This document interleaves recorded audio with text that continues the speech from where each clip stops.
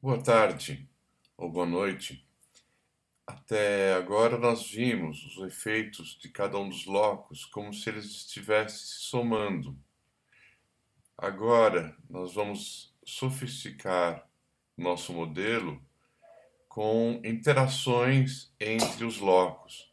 Existem outros tipos de interações, por exemplo, interações entre genes e ambiente, mas isso daí já nós não iremos abordar, embora seja algo importante. Então, o primeiro tipo de interação que vai ser analisado são os efeitos epistáticos. Vamos discutir agora a arquitetura genética de um caráter. Esse conceito de arquitetura genética, em primeiro lugar, é um conceito populacional. Isso significa que uma população tem alguma coisa que faz com que haja diferença entre os indivíduos de natureza genética. Isso pode acontecer até mesmo entre populações diferentes da mesma espécie. É fácil de entender isso porque aqueles genes que estão segregando numa população podem ser muito diferentes dos genes que estão segregando em outra população. Então, a arquitetura genética de um caráter é determinada pelo número de locos gênicos, o número de alelos que acontece, que está segregando em cada um dos locos, a frequência de cada um desses alelos, como esse alelo, cada um desses alelos influencia no caráter, a interação entre alelos, que pode ser tanto de dominância como recessividade ou outros tipos de interações, e a interação dos genótipos com os fatores ambientais. É muito comum que se apresente essa fórmula, que é a fórmula do fenótipo, P igual a G mais E. Fenótipo é igual a genótipo mais o ambiente, de acordo com as abreviaturas das palavras em inglês. Só que essa fórmula ela não tem o sentido algébrico ou matemático, ela tem um sentido estritamente conceitual. Uma coisa que é válida é a soma das variâncias. A variância fenotípica é igual à variância genética mais a variância ambiental.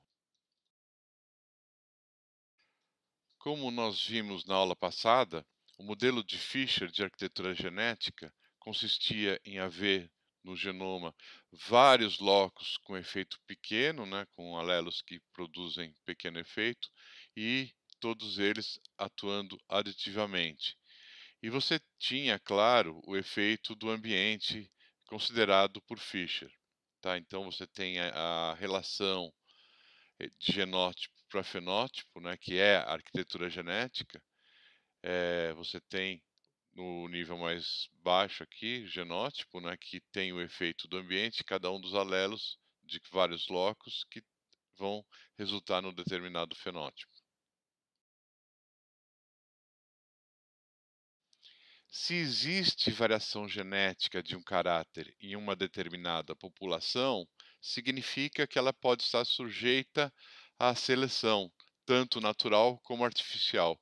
A seleção artificial é de grande importância para melhoramento genético animal e vegetal, então esse tópico é bastante abordado em cursos de agronomia ou zootecnia. Entretanto, a seleção em cima de caracteres e a própria arquitetura genética desses caracteres tem grande importância, inclusive nas populações humanas, porque aquela arquitetura genética que está presente atualmente significa que é resultado de seleção natural em cima de arquiteturas genéticas que houve no passado. Nesta figura estão representadas duas distribuições de um caráter de variação contínua na população parental e na população resultante dessa parental que foi submetida a um processo de seleção. Aqui, na distribuição de cima, nós temos uma faixa que produz um corte, uma linha que produz um corte nessa distribuição. E você tem aqui a média dos valores da distribuição total é T. A média daqueles indivíduos que vão se reproduzir na geração seguinte, eles têm uma média desse caráter chamada TS. A resposta a essa seleção depende o quê? Da intensidade da seleção, que é dada pelo diferencial de seleção, que é a diferença da média da população original e a média dos indivíduos que foram usados para se reproduzir. E você tem também importância com relação à herdabilidade do caráter. Lembra que a herdabilidade do caráter é dada por aquela inclinação da correlação que existe entre pais e filhos. Se a correlação é muito alta, você tem valores altos de herdabilidade. Se essa correlação não é tão alta, você tem valores baixos de herdabilidade. E a resposta à seleção vai depender, né, está representada por telinha, né, o resultado dessa seleção, que é a média dos indivíduos da geração seguinte.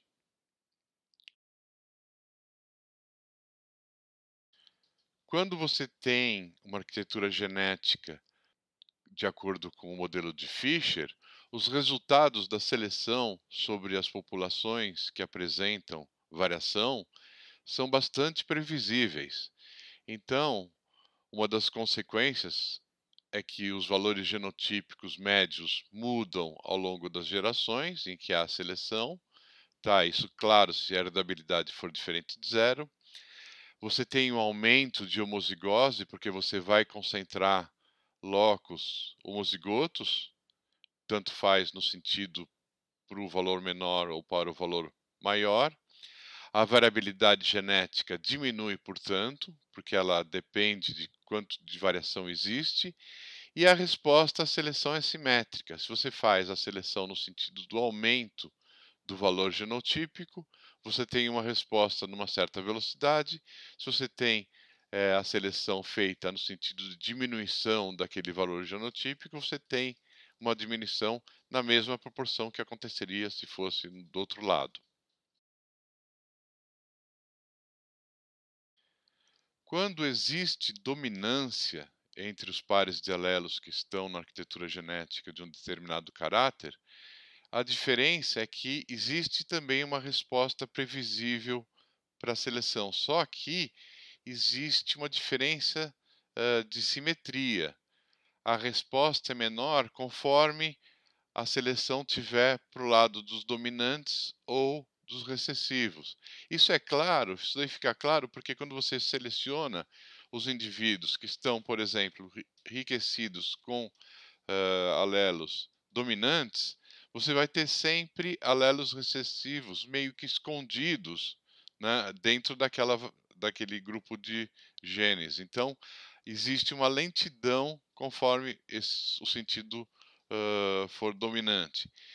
Agora, se for para o lado recessivo, você não tem tantos alelos dominantes, então a resposta é mais rápida. Resumindo, quando existe seleção na situação de dominância presente na arquitetura genética, você tem, primeiro, a resposta é assimétrica, se a seleção é do lado dos dominantes é diferente se a seleção é do lado dos recessivos. Você vai ter aumento de homozigose, que depende também do sentido da seleção, a rapidez desse aumento depende do sentido. E, de qualquer forma, sempre a variabilidade genética diminui. A população extremamente selecionada vai ter variação genética bastante pequena.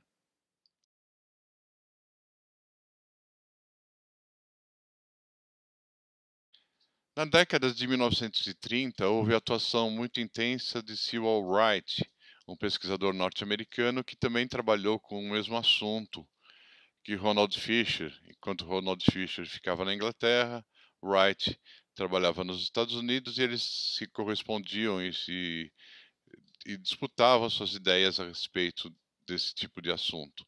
Então, o modelo de Wright para arquitetura genética era um pouco diferente do modelo de Fisher e ele enfatizava a existência de alguns locos com efeito maior e também enfatizava a existência de interações entre os locos na variação que existia, que resulta nos diferentes fenótipos. A existência de interação entre a composição alélica de locos diferentes foi primeiramente caracterizada por Bateson em 1909, numa publicação dele desse ano, em que ele mostra um estudo com camundongos em que existe o efeito de um loco que mascara ah, o efeito de outro loco. Então aqui você tem, conforme a combinação de dois locos, você tem três fenótipos diferentes. O totalmente recessivo, Bzinho, Bzinho, Gzinho, Gzinho, e você tem dominâncias diferentes com relação ao loco B e ao loco G. Para esse tipo de interação, Bateson cunhou o termo epistasia. Ele também havia cunhado o termo hipostasia. Então, epistasia seria um gene que se mascara o outro, e hipostasia é o gene que é mascarado pelo outro. Entretanto, esse termo hipostasia ele caiu em desuso. Então, normalmente, qualquer tipo de interação que existe entre locos diferentes é chamado de epistasia, interações epistáticas, no caso.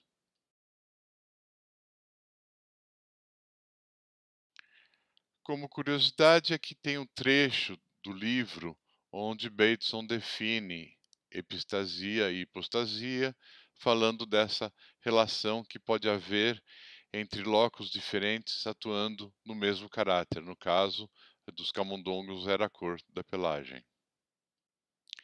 Fischer, como matemático que é, ele tinha uma visão bastante populacional do conceito de epistasia.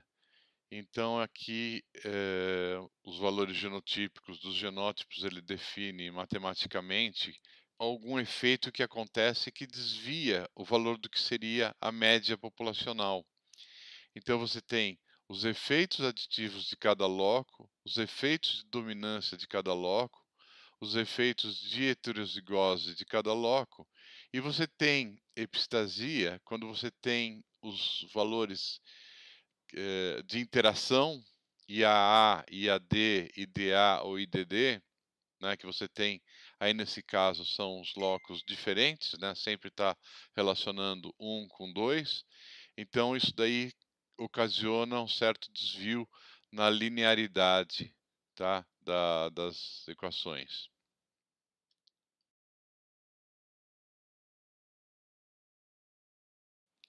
Aqui também, como curiosidade, nós temos o trecho do artigo de Fischer, onde ele define aquilo que ele chamou de epistasia, epistacy, que é justamente o resultado da interação de locos diferentes. Esse artigo de 1918 é justamente aquele artigo que ele explica aquela correlação de Galton entre indivíduos aparentados pela herança mendeliana. Ele faz a síntese. Essa é considerada uma das grandes sínteses científicas da história. Aqui nós temos um gráfico que representa interações epistáticas de forma quantitativa.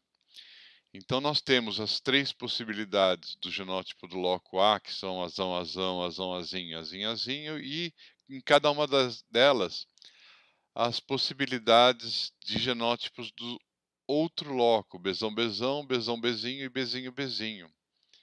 Então, isso daí é equivalente, esses valores aqui representados graficamente, são equivalentes àquela matriz que a gente usou para fazer o nosso modelo da aula passada, que a gente vai poder continuar trabalhando hoje, adicionando mais sofisticação, adicionando modelos de interações epistáticas e outros parâmetros que a gente pode mexer.